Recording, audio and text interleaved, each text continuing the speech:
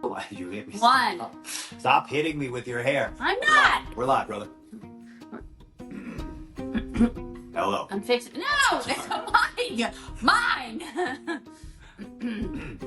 So nobody would ever know that I am competitive or possessive. Oh wait. Hello. My name is Maria Canellis Bennett. And I am Mike Bennett. And this is the Fuck it. We got balloons this time. Awesome. 4th episode of Adult Conversations Podcast. You know, sometimes I wish we knew what we were doing, but then moments like that happen. Where there's balloons? Balloons just appear on our screen, and I go, I'm glad we don't have a fucking clue. That's way more fun. That wouldn't have happened had I been like a genius podcaster, but... Or if we had someone doing it. Yeah, but we don't. We probably should. No, it's mine. Never mind. The whole possessive thing, it's this guy, actually. He's possessive of this podcast. Nothing else, though. I steal everything. She does. I actually, I take things and I say, that's mine now. Mm-hmm. Food. Drinks. Blankets. He would set up a whole nice thing for himself where he's gonna lay down and sleep, and I will just decide it's mine. Well, I don't have any blankets now. I don't even get to sleep. You don't like blankets. I get to sleep on this much of my bed now. Yes, but you... I have learned the art of hovering on the side of the bed. I'm like in Ghostbusters. She sleeps 10 feet above the covers. That's me. I love that movie. I do love that movie. Is it 10 feet or 6 feet? I don't know. I better get it right. Taven will be mad at me if I don't get it right. I was going to say. He'll be pissed. Sorry, Taven. So, fun fact. You'll correct me this weekend. Fun fact. So, sometimes in the matches where we were all working together, I'd be on the outside, and these two would be having Mike Bennett and his partner for I don't know, forever now. How many years have you guys been partners? Since 2014, right? Yeah, so this is year 11. Years. Yeah, we're going 11 years. I mean, there was some times in there where, we were working at WWE, but I never really considered that we had split up because we all went back to it. But anyway, so I'd be on the outside of the ring. And there I am doing my thing, and especially before when I had to always be concerned if someone was going to grab my ass at any moment. It was just out there. it was. I basically wore no clothes. I probably should have just painted a little pink patch or a little. You basically said I want underwear that just gives me a wedgie the whole time. I never had a wedgie though, because I had tights underneath. So the tights would keep it from my crack. No. The good Lord split you. Yes. So my crack was safe. Okay, good. I'm glad you. But I always wore a thong. So then, I guess it wasn't safe in that sense. But it wasn't there was multiple layers of just up there. Anyway, so I'd be on the outside pretending my ass. But randomly, these two would be in the ring having full-on conversations about Ghostbusters and movies and food. The craziest thing. They'd be getting the crap beat out of them, talking to each other. We say some funny shit to each other. You have to. It keeps you sane. I don't think me nor Taven would have survived in wrestling this long if we didn't make jokes out of every fucking thing we encounter. Because you have to. It makes you sane. And when you're out there and you're performing, it's a ridiculous thing that we're doing. Wrestling in front of 10,000 people in our underwear in a match that we just put together that day and we all have to remember. It's a ridiculous thing. And if you don't keep humor in all of it, you will make yourself go fucking insane. And I'm so thankful that I've surrounded myself with people like you and Taven and Roddy and Cole and these people that just find humor in wrestling. Yes. Because it keeps you sane. It keeps you going. And we have to make jokes. It's fuck, we could fuck up at any minute while we're out here. We have to joke about it. Someone could get injured. Someone could get injured. The lights went out on my old, my WrestleMania match. The lights just randomly went out. Match. Actually, true story. I thought Taker was coming out. I thought we were doing so bad, or I was doing bad. The rest of them, they were doing bad. You thought you shit the bed so bad that they sent the veteran out.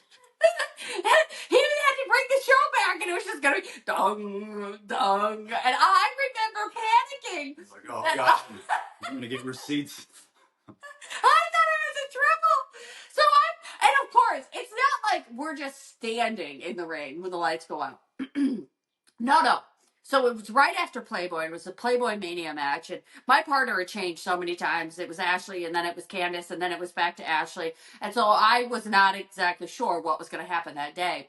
And we're out there, and I'm in the ring with Beth. And of course, instead of like being in a hold or something that like it's okay. Upside down for a putt.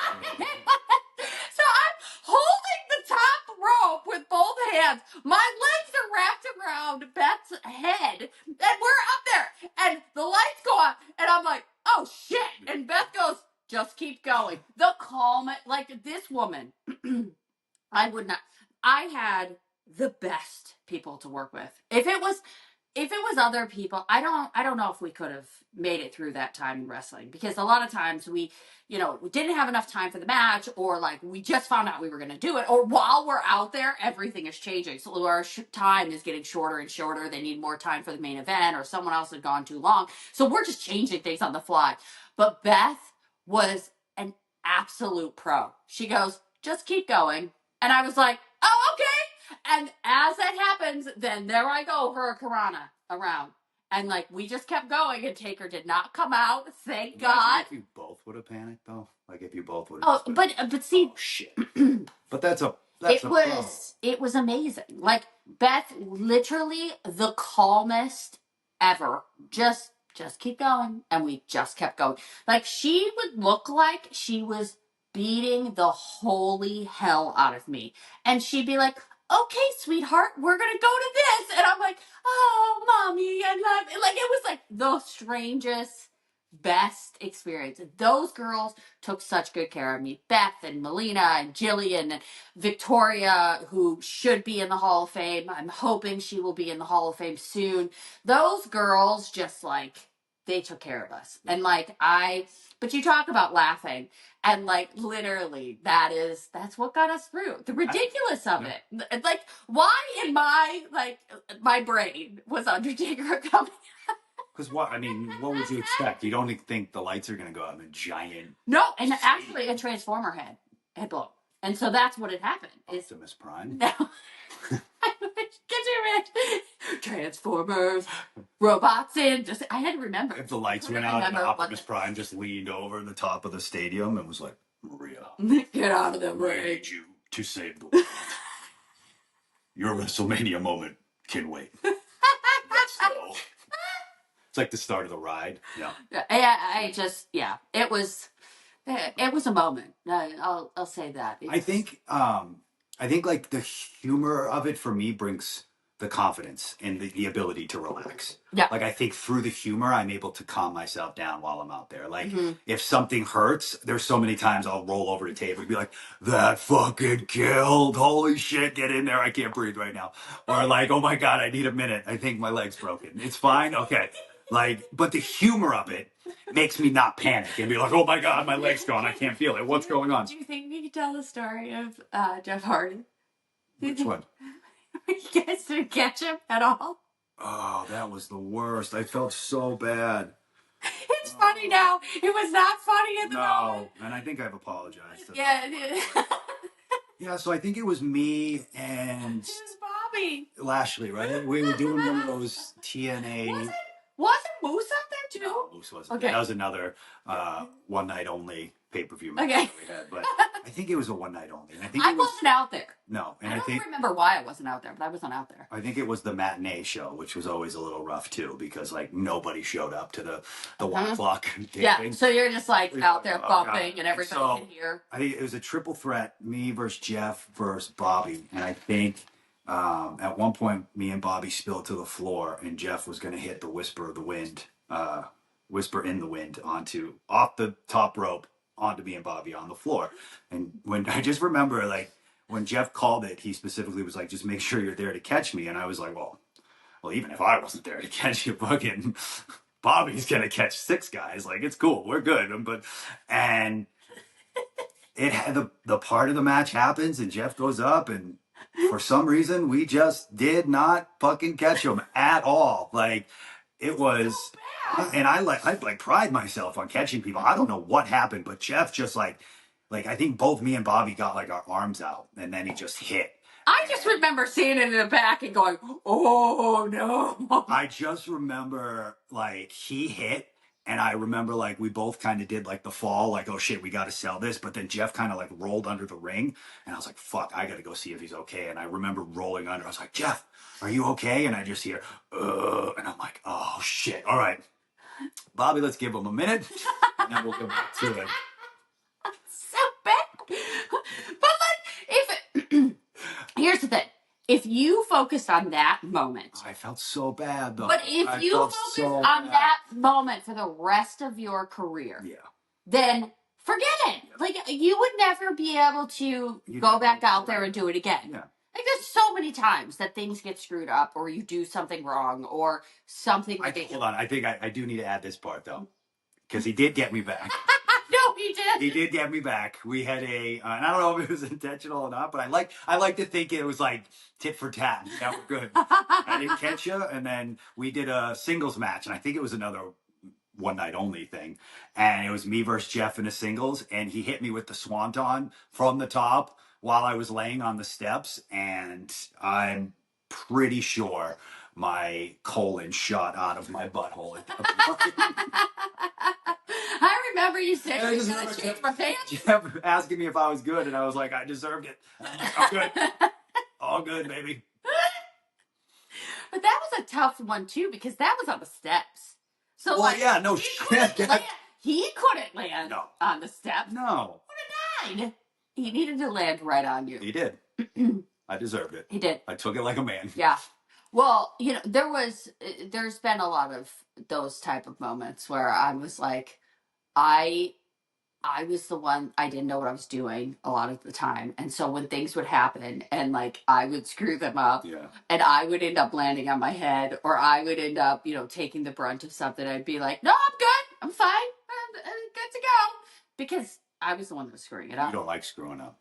No, I hate it. Oh, I know. I hate it. I won't admit it. But I think, so there's actually a quote that I was going to read today. Anyways, but. Yeah, read it. I will. But, I don't like to put it in the universe that I screwed up. I just like to go forward and go, well, I won't do that again, and take it as a teaching moment rather than a moment of like, I screw up all the time. Yeah. You know? Yeah, I get that. When Umaga gave me the booty to the face, what was it called? Stink face. Was it a stink face? No, that was Rikishi. No, that was Rikishi. Put his... Yeah. But no, this was not like it was like the hip attack. It was. So he told me multiple times, put your head back further. And I thought to myself, oh, I got this. You know, I got this. No. He came with that. Oh. And I didn't put my head back enough. And my head snapped to the left. And I thought to myself, well, that's broken now. Like, probably paralyzed. Your head fell off. And I've never heard, you know, when you step on those things, what are they? Those little bubble wrap things? It's bubble wrap. It's called bubble wrap. Thank you. You're welcome. Anyways, so when you step on it and it goes pop, pop, pop, pop, pop, that's what my neck, my back, my whole spine, probably other parts of my body, that's what it did.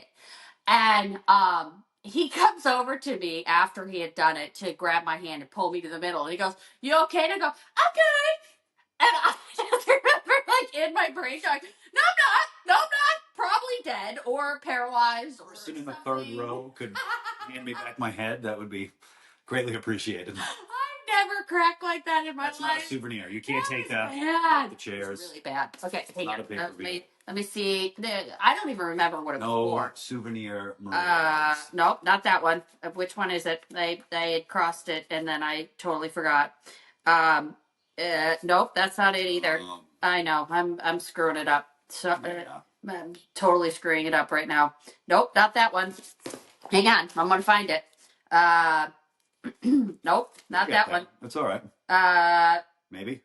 Nope, not that one either. All right. Okay, well, I don't know. It's gone now. We really don't have a fucking clue what we do. This is it. We just kind of get together on what's today? Tuesday? On a Tuesday, we film this, we talk, we decide what we want to talk about, and then we just start chatting. We kind of decide. No, we do. We do. We kind of decide. No. It always We knew that today we wanted off the rails. Well, that's like our life. True. I feel like our podcast demonstrates our life to a T. Yes. Structure. Wait. Until okay, back to it. Okay, we'll use this one instead. Wise men are able to make a fitting use even of their amenities. What? Oh, good word. I read it as enemies. Well, that's basically the same thing. Anonymities. Yeah, it's basically your retractors. Ah. So, amenities is like the people that tell you can't, or the things that happen in your life. So what was the start of that? Wise men? Oh. I want to be a wise man, so. Okay. Keep meditating on that. Wise men. My son, he now meditates, and he'll just go like this, and it's the greatest thing ever. He'll go,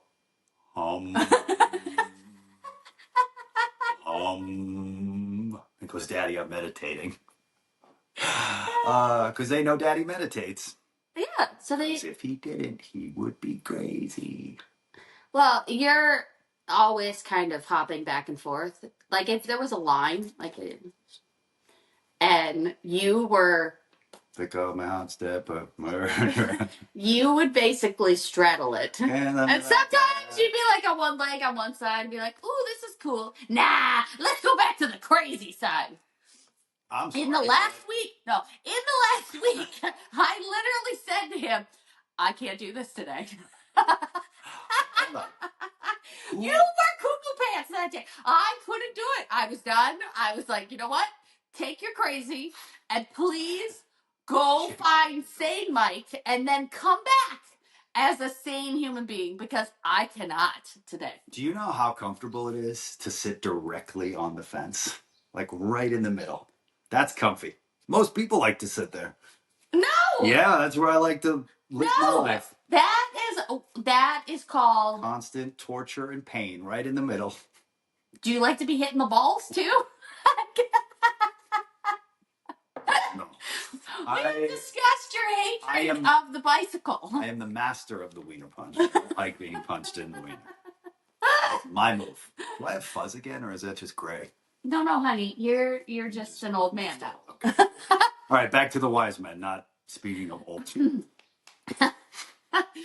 Usually the wise men are old. Yes. And then they try and give the knowledge to the young people so that they'll learn to do it better at a younger age. And they still have to go through every single stupid thing in order to become a wise man. But guess what? They're old by then.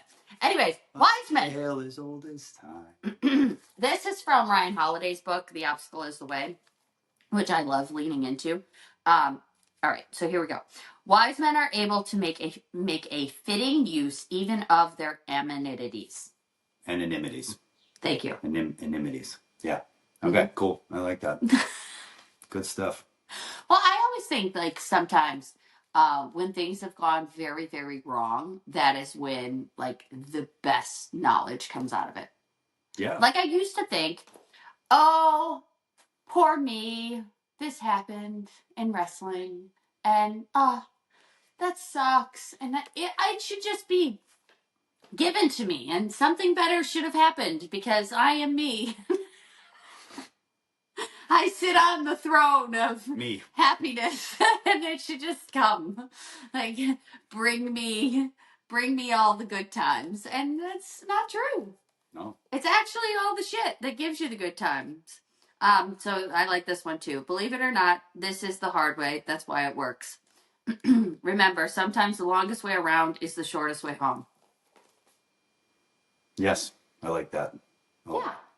Well, so I'm currently trying to write a book, and I can't say the title because I don't want to right now. But very excited. She's gonna be very proud of herself when she's finally. No, because the title has been spoken to me 1,000 times. I don't know if, like, what is beeping? See? Many things are beeping and happening all at the same time. This is why we should have I put your phone thought on I Do did Not put it Disturb. on Do Not Disturb. I don't know what happened there. The WhatsApp, it comes in and it's like. We should fix that. Fix what? The Do Not Disturb. Do you want me to fix it now? Yeah.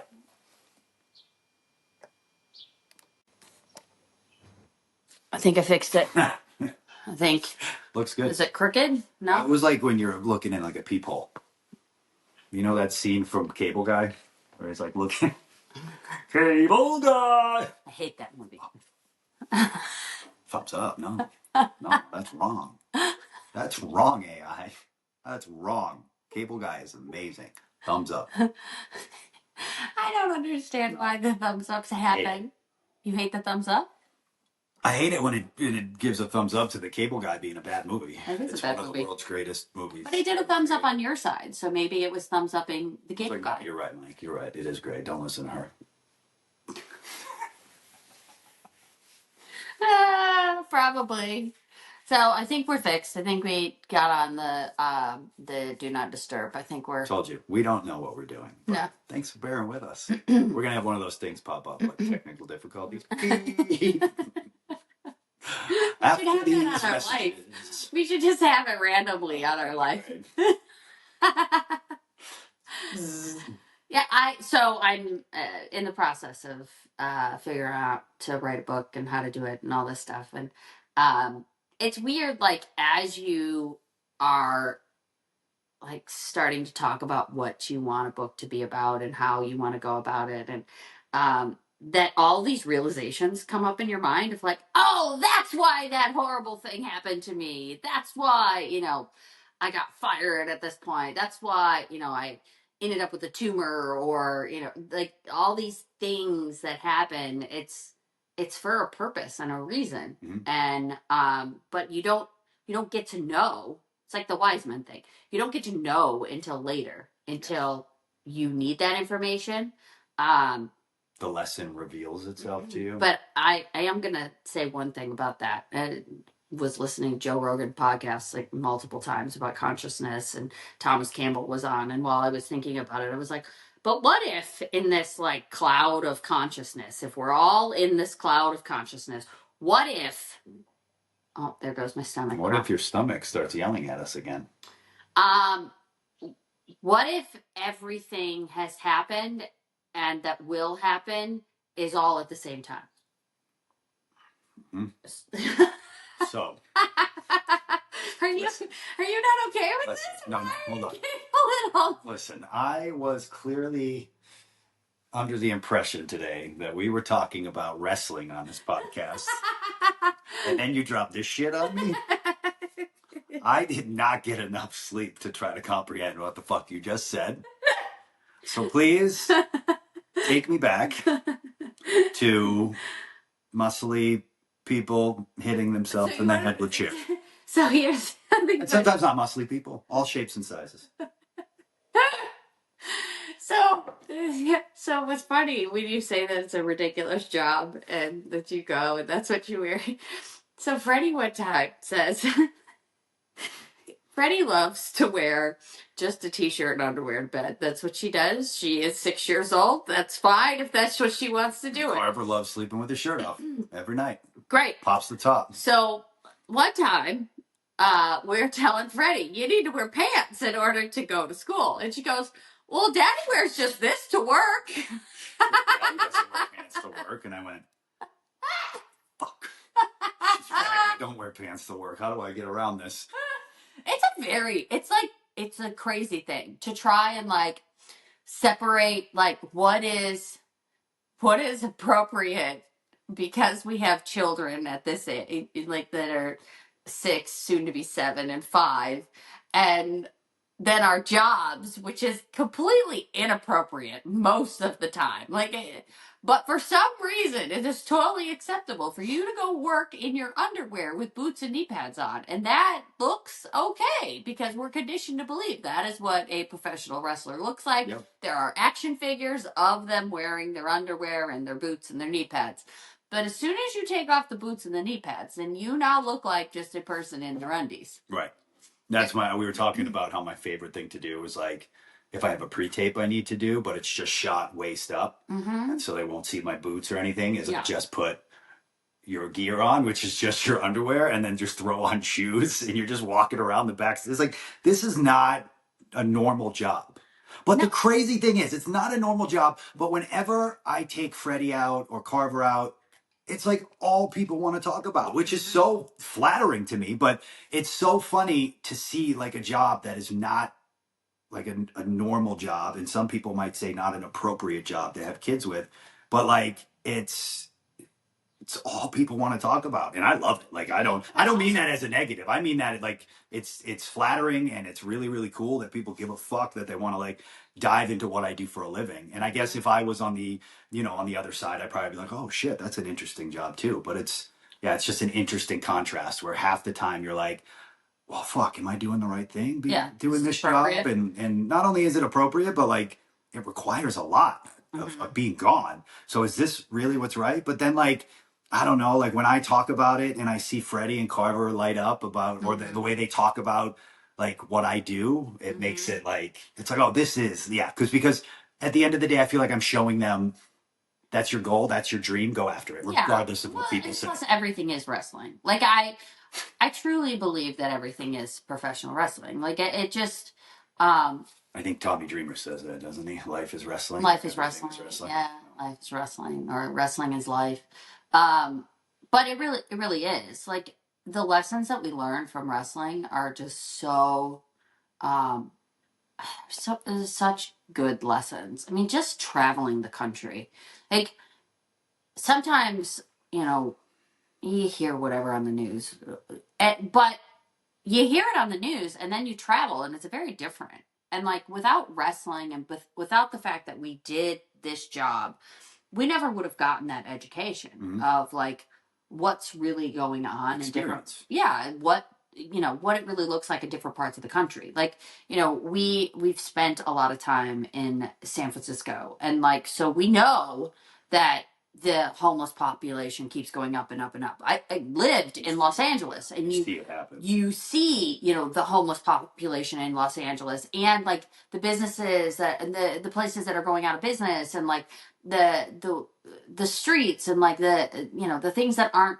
kept up anymore. You see this more and more and more because you travel and you're able to witness it, and then you go to other parts of the country where the news is telling you it's so terrible, and like it's beautiful. It's not. And like the way that like so I guess this is as good a time as any, but we're thinking about moving right now. And like I am just completely taken aback about the hospitality in the South. Like I've never experienced anything like it. Like I use sometimes when I reach out to people and they're like, LA people or Hollywood people or New York people, you just hear nothing back. There's no kindness, and sometimes it get a little harsh, but every single time that I've reached out to someone in the South, I feel as if I get a response, and maybe they don't have the information I need, but at least they try and help me find the information.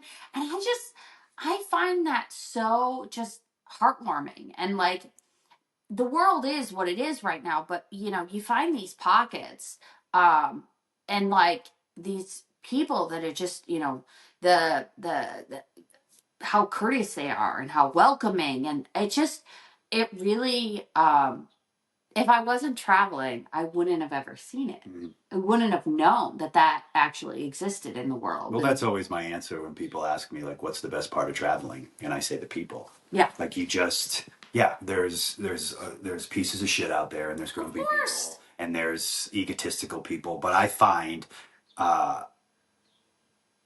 most people react to how you react to them. So if you go like I like to go when I'm on the road, I like to get up in the morning and I like to just walk around whatever city I'm in, because I like to experience it and I like to feel it. And I find like just having that energy, you put that out into the world, and you put that out into the universe, that you want to be a part of this city. You want to be a part of whatever this city's culture is. You just want to figure it out and live in it.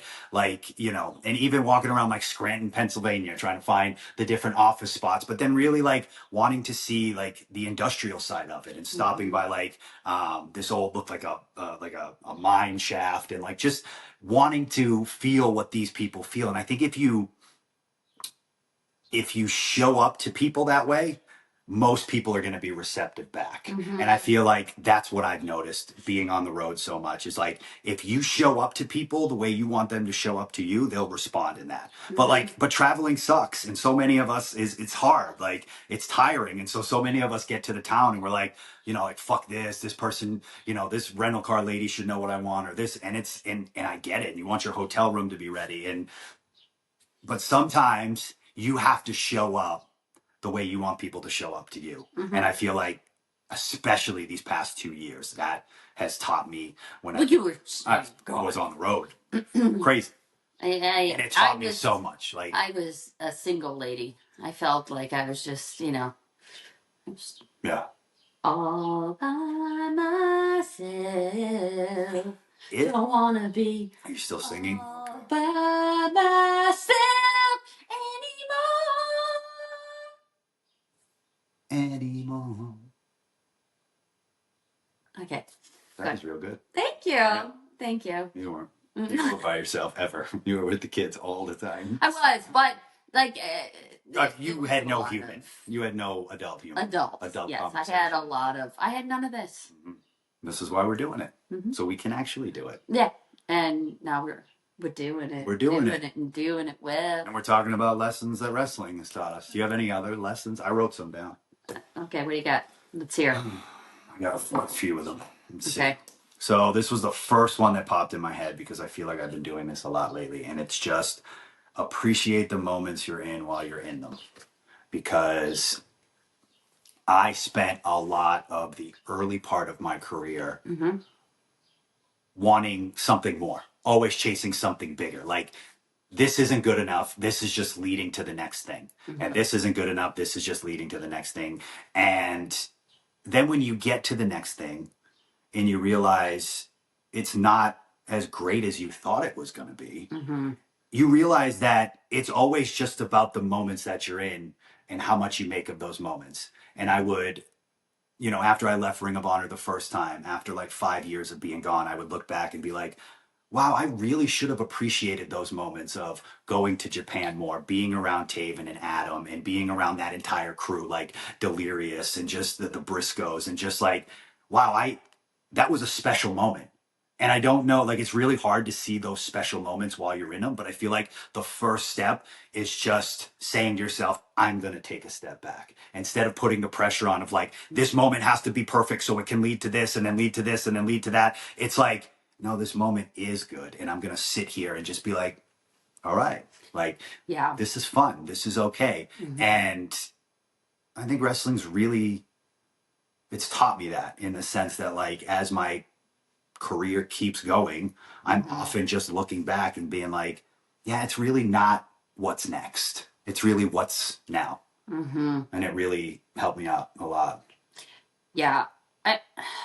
Because I think we do that in life. So, yeah, I find that with the kids. And, like, you know, as a parent, you're constantly, you got to get your shoes on in the morning. You got to get your coat on. Got to get your book bag. You got to do your homework. You got to get out the door. You got to get to soccer. You got to get to dancing. You got to get to this. You got to get to blah, blah, blah. And sometimes we miss the point. Like, the point isn't that you got to get. The point is you got to be. And you got to be in the moment. You have to enjoy the moment. Like, right now, today, I am looking at a gigantic Hot Wheels track that has taken over my living room. All over. I'll take a picture of it and we can put it up so people can see what the podcast studio looks like. Yeah, but that's why we're doing it on our couch and at home, is because we're trying to be in the moment. And if we take the time to go to a studio and set up and take all of it takes away from the most important moments. And the most important moments are the fact that when Carver gets home today, well, all he wants to do is continue building his track. And I told him we would find more track pieces and we would build it together. While you were talking, I had a thought and I completely lost it. So hopefully it'll come back. But these things, enjoying the moment and sitting with your family and sitting with your thoughts rather than getting on your phone trying to figure out what your thought is supposed to be. I think it's definitely from wrestling. Like I mean, for me it is because I grew up small town. I've said it many times, and blue collar family, and we were always trying to just make ends meet. So it was always like, what's going to happen the next day? How are you going to make more money, get a better job, get this, get that, and so coming from that, yes, it helped out so much because if I didn't have that like urge to like always be conquering and fighting, I probably wouldn't have gotten anything. But now I want to be. I want to be able to enjoy the small moments in between all of these things of getting your shoes on and getting your coat on and getting out the door and gotta get to the show and I have to,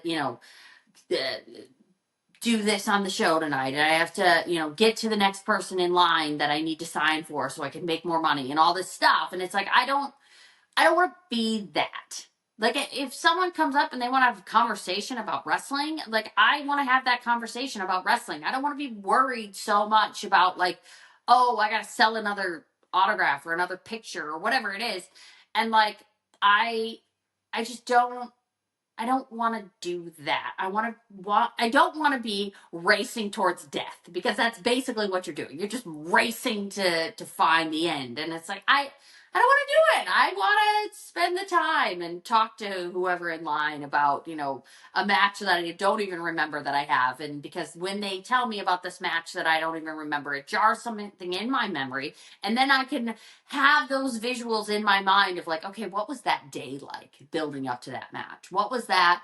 I always talk about this match that I had with Michelle McCool because it was a title match. And I think I only had like one or two title matches, and to me it was super important because I wasn't having all these title matches, but and someone came up and said it was their favorite match that I was ever in. And I thought to myself, yeah, that was really like so much fun. And she deserves her flowers because she worked so very hard. She worked harder than anybody to get it right, to get the wrestling right. And I would go with her before the house shows and we would get there early so that we could get it right. And we could, I remember when she was practicing her finishing move and I was the first one that took it because I took everyone's finishing moves. And I was very good at laying down for 3 seconds. Wait, hold on. That's what she said. I don't know if that's a good compliment, though. Anyways, but and now Michelle McCool is going into the Hall of Fame, and she fought for the women to get more time. She fought for, to be able to do bigger moves. She fought for more exposure. She fought. And I'm so incredibly blessed that, I had such good people to work with. I'll say it again because do you wish you were in the moment more back then? Or do you think you were playing do you think you appreciated so a weird thing about me happening, what you guys were doing? I knew the last day that I was going to have at WWE. I knew it. I knew, and Natalia was in the ring with me that day. And I just remember saying to myself when I went up to the top rope for my entrance, enjoy this moment because it might be the last. Because I thought maybe that would be... Well, you have that kind of intuition. I have a weird intuition. Wicked weird. back to Thomas Campbell on Joe Rogan. I connected with so much of what he was talking about.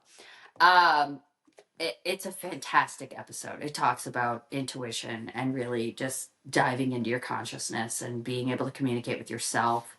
And I know people are going to think I'm cuckoo. I don't care. Yeah, but you are, so just let them think that. Sure, why not? Cuckoo. Yeah, and so I remember telling myself, enjoy it because this might be the last time. Mm-hmm. And I did. I enjoyed every second of it. When I was at WrestleMania, even though the lights went out, I remember getting on the top of that stage and saying to myself, enjoy it. This might be the only time you have a match at WrestleMania. So I did. And I think in some ways it's detrimental that I have that intuition and that, wherewithal to say to myself, enjoy it. Yeah. Because sometimes money just flies out the window because I'm like, you know what? This might be the one and only time that you get to take the kids to, Disney World.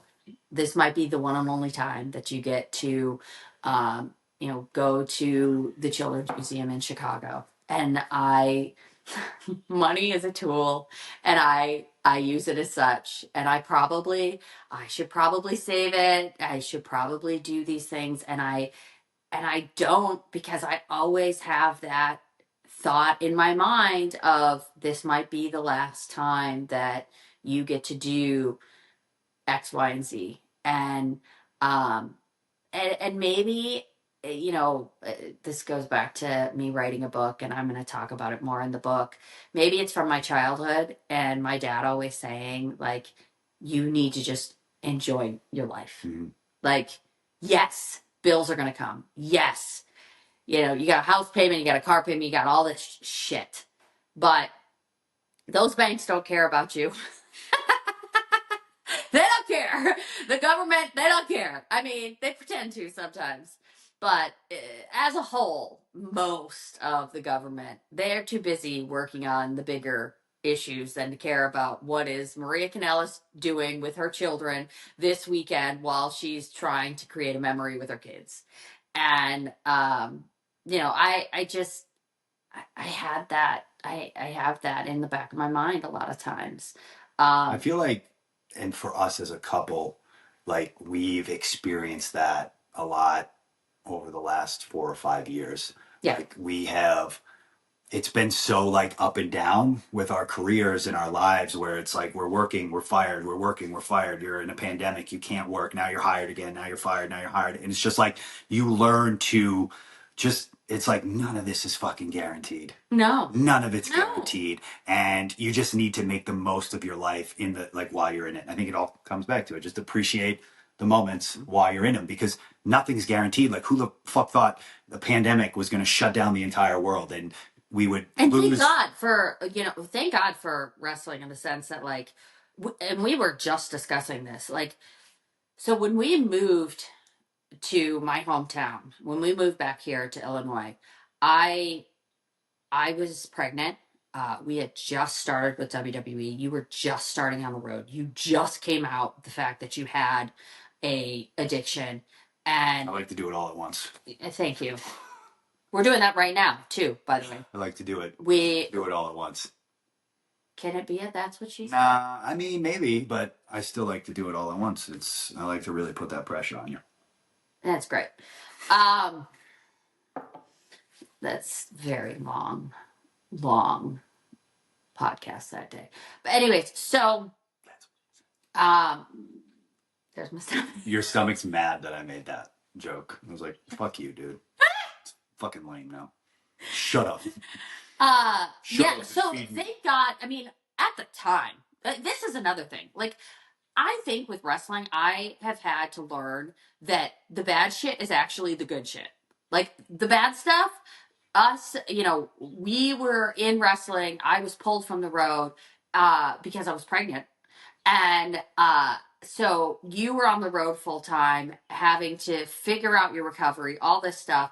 And then, as things go along, we have Freddie, we get back to work. I get to be on the road. First pregnant champ. Woohoo! It was awesome. Got to have Carver start signing stuff because now we can sign his name. So it's really cool. We're both going to start signing the title.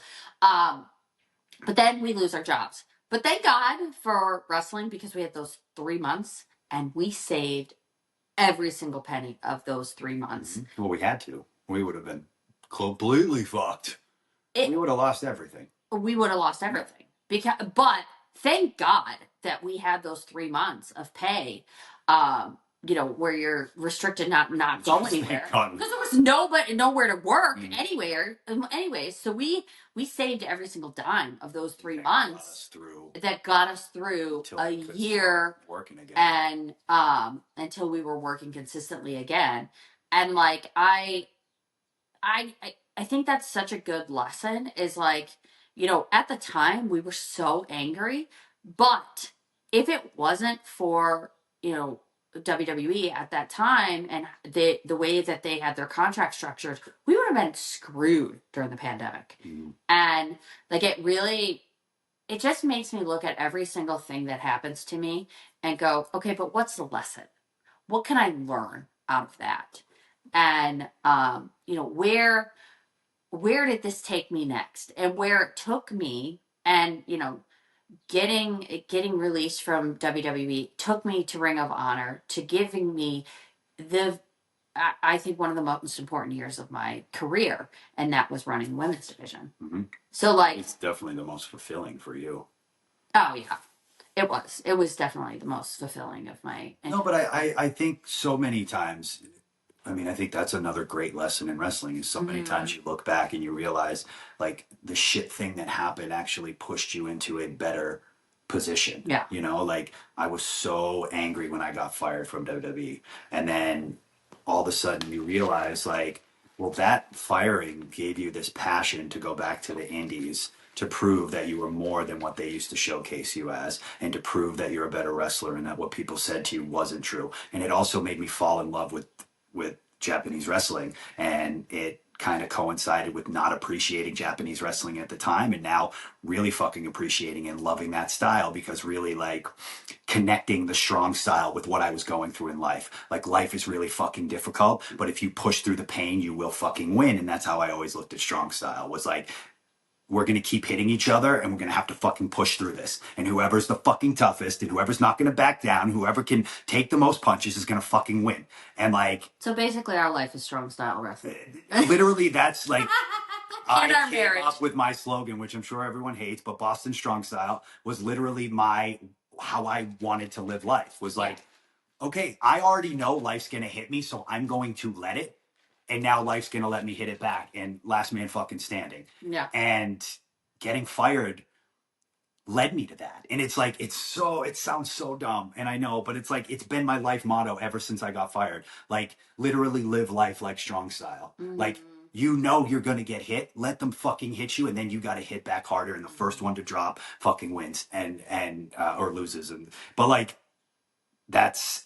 Getting fired led me to believe and led me to have that value system. And I thought at the time I was looking around, I was like, oh shit, like I have a brand new son. I have a daughter. Like what I've said to you 500,000 times, I'm retiring. I'm done. This is it. Like it's beaten me up. It's chewed me up. It's spit me out. That's what you said after you got fired from WWE. Yeah. I was like, I don't want to do it anymore. No. And I kept my weirdness.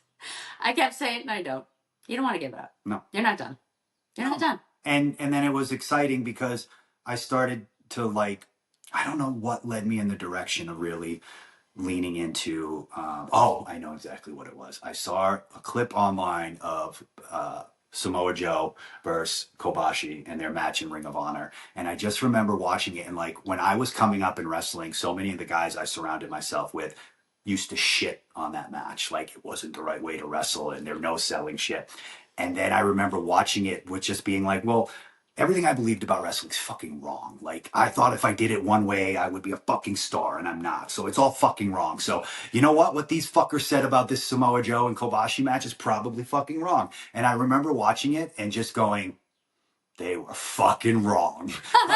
Like, I'm getting goosebumps. Like, I was like, this fucking match is everything pro wrestling should be. People literally coming out of their seats and just two giant ass men beating the fuck out of each other. And I just remember being like, that's what I want. That's what I want to do. Like, and that is wrestling. And that's who I want to be. And I'm so thankful that I went through that struggle of like, I want to quit. I have to quit. And I'm going to quit. And then not, and pushing through and realizing that, well, fuck, if I didn't go through that, none of this would be possible. And you want to be able to hang out with your friends. Yeah, and see it. And I think that also encouraged me too. It was like you see your friends over at AEW and you're like, oh shit, I can do this over there. I can do what I'm doing on the indies over there. I'm going to go fucking do it. They love strong style over there. I'm going to fucking do it. Yeah. And it just got me so excited to want to do it more and get there and be like, oh shit, they have a fucking a relationship with New Japan. Okay, I'm going to fucking get there. And it like, I always remember I wrestled a Warrior Pro show. Warrior Wrestling, not Warrior Pro, in Chicago, and it was across the street from the United Center. And I wrestled the Beast Man, the big giant Beast Man. Same thing that we had women's wrestling art. Yeah, one of my favorite matches of all time. And I just remember I had that match, and by the end of the match, it was the first time and probably the only time I've ever heard a Boston Strong Style chant. Like the crowd in Chicago was chanting Boston Strong Style, and I just remember being like, "Oh fuck." That's what hard work does. If you believe in it enough and you commit to it enough, everyone else will believe it as well. And I remember just needing to grab the microphone and say, and I was like, because internally I was like, I should be across the street at the United Center, motherfuckers. And I just remember saying, this year I'm not there, but I will be. And you got there. And I got there. And I got to perform at Wembley and do all this shit. And I got to be on the road with my friends for 2 years straight. Like, it's been fucking awesome. And it's just because of those shitty moments that led you to the really cool things. And I think this time is really leading us as a family. And I think because we know that there's always that, like, I don't know, is that feeling that you get of like, oh, I'm nervous. I don't know if I'm doing it right. And people are, doing the thing of like, oh, I don't know if that's the right thing for you. And you've changed and all this stuff. Okay, first, before that though. So as you were, but we'll go back to that. Okay, so while you were saying that, I just seen this quote online. I was on Instagram. They didn't have an author. If someone knows the author, please tell me and I will type it in the notes or whatever. Okay. Believe in yourself so much. The universe has no choice but deliver. And I think that's what you were doing that year. I think that year you were deciding who you were, who you wanted to be. And, someone said to me in my first run with WWE when I was the dumb person, that if you can play dumb well and get it over, then you must be very, very smart, or you must be able to do anything. And I think that even though you were portrayed a certain way in WWE and, you cried on TV and all this stuff, and you were Mike Kanellis, I think even though you did that, because you could do that, you can do Boston Strong Style. Yeah. And I think sometimes you forget it. And I think sometimes I have to, remind you, this is anyway. Taven will know. It's okay. A lot of Taven shout-outs in this video. I miss you, buddy. You get to see him this weekend. You're going to be, where excited. Are you at? Maple Leaf Pro Wrestling. I got it right here. Maple Leaf Pro Wrestling. I will be there March 14th and 15th. At St. Clair College in Windsor, Ontario, Canada. I got a singles match against Alex Zane, night 1. You're very excited about that. I am. And then me and Taven in tag team action, night 2. I'm very excited. I need to get hit. I'm just smacking myself. Honey, I can do that. No, you hit hard. And in the right places. Oh boy. Anyways, so what was I saying? Oh, okay. So I think that feeling of am I doing it wrong? And people saying you're doing it wrong. And you've changed. And you're not the same person I used to be. And you used to be. And all this stuff. I think that's the cue. That is the cue that you're doing it right. Mm-hmm. Because... Which is so fucked up. It's so fucked up. Like, what? Someone's going to say you're doing it wrong, and that means you're doing it right. Oh, people you love and trust are going to say you're doing it wrong, but that fucking means you're doing it right. Like, what? Is it SpongeBob opposite day? Like, I don't fucking understand it. But you're right. So I just needed to give a counterpoint to that because it's so fucked up. Okay. So, I have this thing that I do when someone insults me. I like to think of it as thank you for the ammunition. Now I'm going to beat you over the fucking head with it until you agree with me. And if you don't, that's okay because you'll just go away.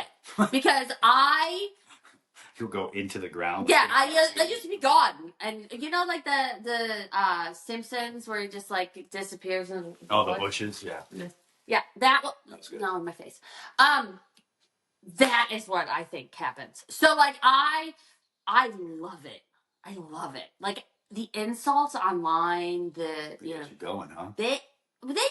It's like so it could just be a regular day, just hanging out, regular day, whatever, and then someone says something, and I'm like, ooh, but that's what creative people do. Like they usually use the blood of their enemies to paint their fucking pictures. Do not use that in. Wow. Not literally. Wait, so most people don't go into an anxiety spiral after they get told they can't do something? I guess a lot of people probably do. But I think people that are like creative to the core or just evil, I don't know. I think some people just have this like, you know, in their bodies, in their mind of like, thank you for the paint. I will create my art. I have a hat coming. I'm very excited about it. It says art is dangerous because I truly believe that it is. We already talked about this. No, we didn't talk about it. We talked about it. We didn't in the sound check. And the sound check, it just, I don't know what happened. Yeah. Gone from the sound check forever. Yeah. Just no sound. Art is dangerous. Art. Yes. That is not how you say it. Boston. See, we are in the Midwest. And I am from Massachusetts. Yes. Hopefully we can get that up on the screen. It'll be the only thing. And so I say it as art. That's wicked good art. Yes. Okay, so here's another fun one that is on Instagram. Again, somebody tell me where this came from because it's awesome. Does it relate to wrestling? Why? Because we're doing wisdom through wrestling. I hate that title. All right, so we're doing wrestling. What is it? It's a wrestling through life.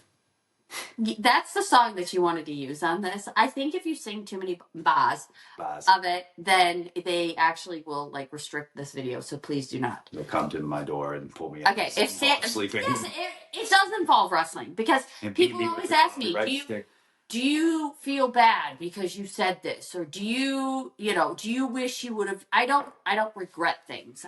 Because it comes from a place of my moral compass, my firm foundation. I try not to go against, the things that I feel in my heart and in my soul. And there was a time that I've done that and it made me literally physically sick. So I try not to do that, but I love this. If standing up for your beliefs burns the bridges, I'll bring the matches and we ride at dawn. I love that because I feel like so many people are afraid of fighting for their beliefs. And yes, I will bring it back to wrestling.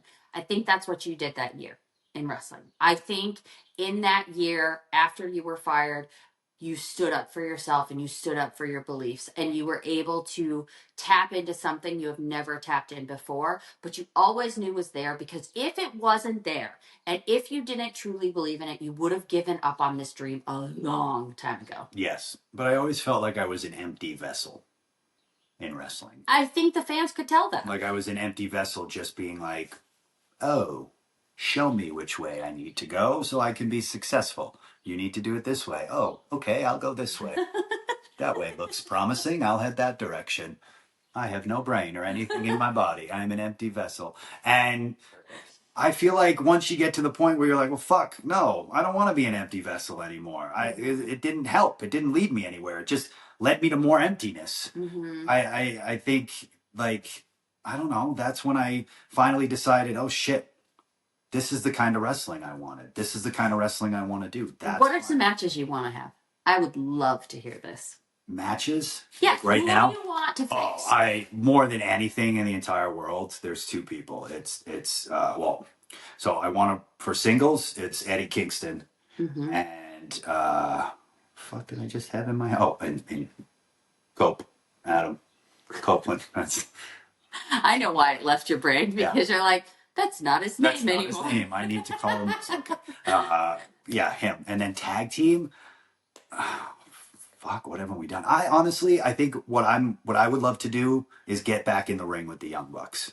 I feel like me and Taven now. Please don't break me. And them now, I would be like, we could have such a super kicks, such a cool different dynamic. So that's one of the matches that I'd love to have right now as a tag team. But just, honestly, I want to go to Japan with Taven and I want to appreciate it more. I want to go and be every day. You're just meditate. I will appreciate it. I will appreciate. There's just something so peaceful about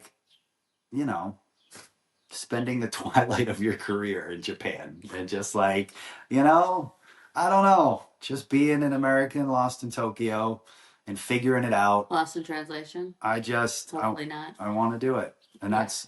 I mean, that's my dream. I appreciate it so much, our time over there, because it wasn't really being done at the time. As a female over there and being the only girl backstage a lot of times was wild. And they treated me so well. They were so respectful, and the fans. You did appreciate it while you were there. Yeah, because I have that intuition of you very much did. And I would get angry with you because you wouldn't. I didn't. You would be like, I'm tired and I'm sore. And I was also in the middle of being an addict. I know, but I didn't know that. Well, so I was like, lazy ass, get out of bed. We're going to go see some temples. It's going to be amazing. And some gardens. But I loved it. Yeah. God. I loved it so much. The only thing I didn't love is getting bread and then there being fish in it. That was gross. I'm going to have this for a meal. Ew. Fish and bread. Might be good for some people. For this lady, though, and not being able to read the labels was not. But I will say this. I have found that this past year and a half, 2 years, whenever we started teaming up with Roddy, I feel like I've really made it a point to appreciate it. There were so many times we'd all get back to the hotel and we just text each other, and I would always just say this is the most fun I've had in wrestling. Just because of who I'm with. This is the most fun. The creative process, hanging out, the laughing, the traveling together. And I was like, because you guys are all friends. Yeah, and I just remember being like, okay, this is you are appreciating this because you can feel how good you feel right now and how much fun that was and how fulfilling it was. And even just moments where, and it wasn't even wrestling related, just going back to the hotel and hanging out with Roddy and Taven and discussing fatherhood with Roddy and being like, okay, we're both trying to fucking figure this out. We're both trying to solve this. We both don't have a fucking clue what we're doing. And it's just. Nobody does. No. And I remember old me would have just kind of pushed those conversations aside, but new me would go back to the hotel room, ruminate on it and be like, wow, this really is a great moment in my life, and I'm going to look back on it fondly. Because I think in the midst of all that, we always have days where we're like, my life fucking sucks, this fucking blows, it's always gonna be this way, blah, blah, blah. But I think... But isn't that a crazy thought? That is a crazy... So, that is probably the biggest lesson I can take. Easy for you to say.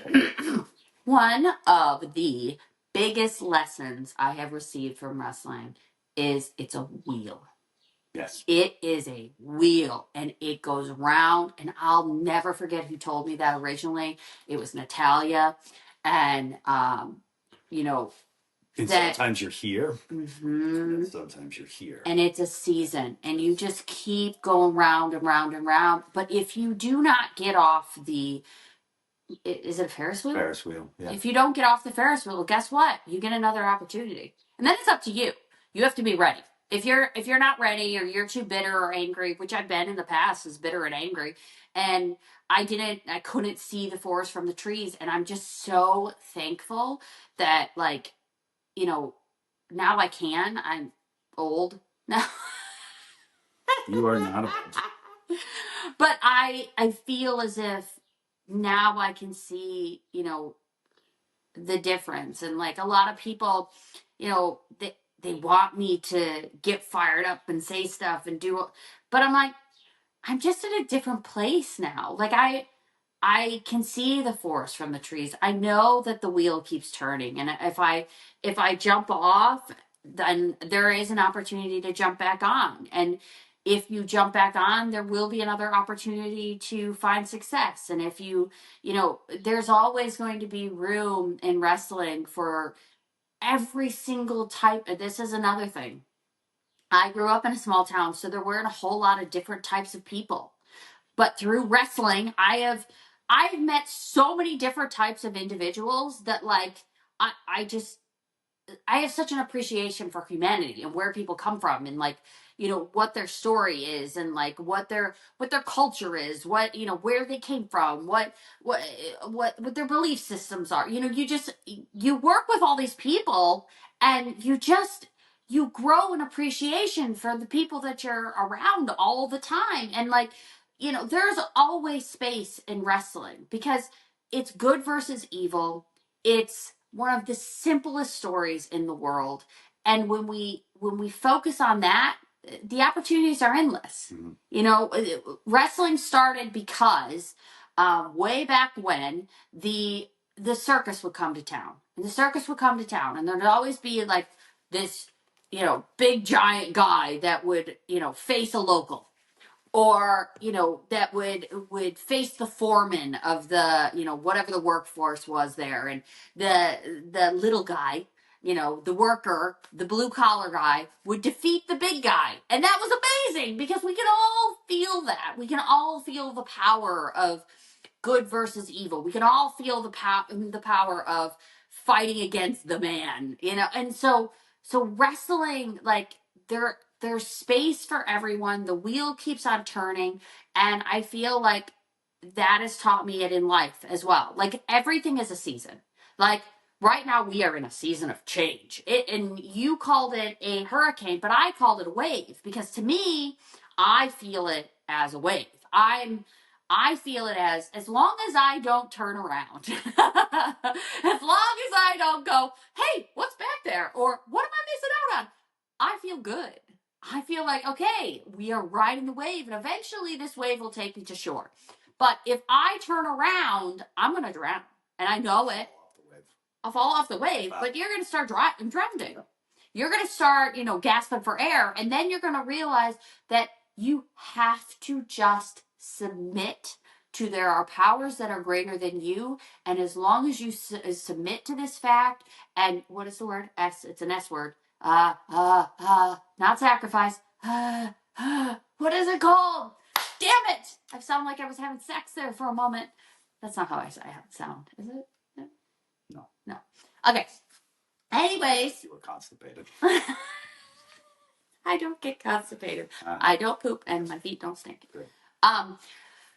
Anyways, so surrender. Thank you. That's the S word that I was looking for. But as long as you surrender to that fact and you ride the wave that is your life, or the season of your life, I feel like it's going to be okay. And in wrestling, that's what happens. Is you go, and in our life, we were in WWE, and we can consider it a failure, or we can just consider it a season of our life, and then something else comes up, and then we just keep riding the wave, and eventually it brings you to the next thing. And I think right now we're in a really great place, and we're both finding avenues to express our creativity, but also be there for our kids, and find those I'm rambling. I am cutting a fucking promo right now. You're going. But then closing out this show strong.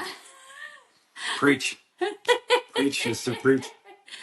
But when you can do that, and in wrestling, there is change, and it continues to change with society, and it continues to show different social issues as they come up, and different kinds of government, and different kinds of just philosophies and way of thinking about wrestling.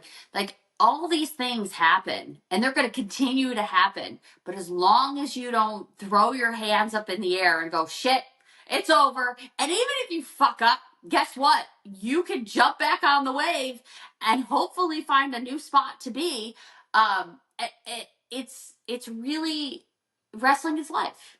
It is. It literally is life. And I'm sure that I could talk about it for days, because, as much as right now it's not my main focus, it is the background noise that is in my life. Because it's my main focus. Oh, yeah. It is our life. Yeah, it is. It literally is our life. It is our life. And I think that for a long time it will be our life. Of course.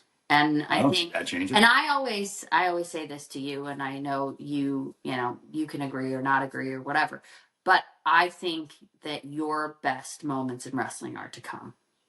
And I wish that, I pray that for you, and that's how I feel. Thank you. You're very sweet. So sorry for my preaching. Come see me this weekend. I'll be at the big event in New Jersey, Saturday, March 15th. I will also be doing a virtual signing this Friday for RDP Promotions, which I've worked with Richie a million zillion times. I adore him. We always have so much fun. I'm very excited about seeing all the fans this weekend. If you're not a wrestling fan, we appreciate you for being here. We are definitely in a phase in our life where we're trying to live in abundance and in come and join us in our chaos. We're very kumbaya right now. Please like the video. Please subscribe so you can get all the updates. Mike has been working very hard. What are they called? Shorts? Shorts. Eat my shorts. It's fun. Bart Simpson. Thank you. I know. We've referenced Simpsons twice in this podcast. So please like and subscribe if you want to get the updates. We have an Instagram page. It is Adult Conversation Podcast. You can always follow me on Instagram, which is Maria Kanellis. You can follow me on Twitter. Please, everyone, unfollow and do not give the guy on Facebook money. It's official Maria Kanellis, and he is a liar. I do not have a Facebook account or Facebook page that is publicly known right now. The one that has 900,000 followers was actually stolen from me. And he's just taking people's money at this point. So please do not try and, get anything from that guy, because he literally, all he's going to do is steal your money. Follow Wild Stems. That's my little fun creative outlet that I have going on right now. And this guy, he'll tell you where you done? We good? I'm done. Did you get all the plugs in? Just watch Maple Leaf Pro Wrestling. You don't have to follow me. I don't give a shit. But you do have to follow the podcast. I like that. And Maria already said that. So thank you for listening. It's fun. It's really cool that you I'm trying to find my thing here. You can't find it. Well, be adults. Be adult-like. Time to grow up and act like an adult. It is time to grow up and act like an adult. And I already knew it. I didn't have to look it up. Because I'm really trying at that. What? To be an adult? We'll figure it out. Maybe after this podcast. It'll all make sense. No. Bye. Oh. Peace, friends. See ya. Push the button. Oh, yeah! Woo! What a fucking way to close the show. Let's go.